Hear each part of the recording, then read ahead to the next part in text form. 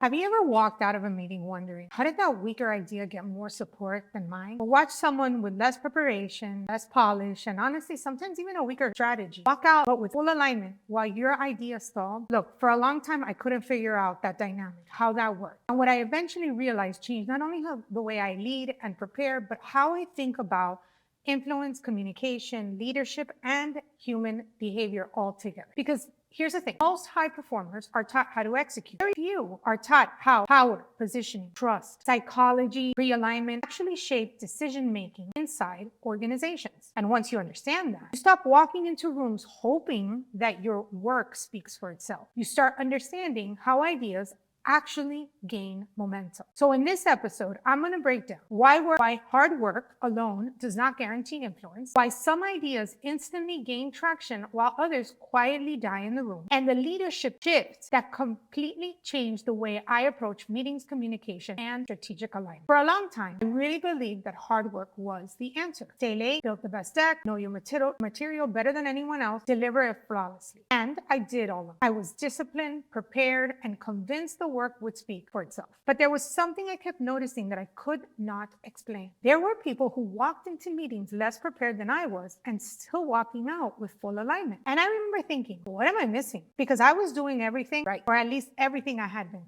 taught was right. I grew up believing that if you worked hard enough, things would just fall into place. That merit and effort would naturally rise to the top. And to be fair, that mindset does build discipline and it builds credibility, but it doesn't automatically build influence. And eventually I realized something really important. I had been optimizing for the wrong moment. I thought that the meeting was the moment that mattered the most, and it wasn't. The meeting is where decisions are validated, not made.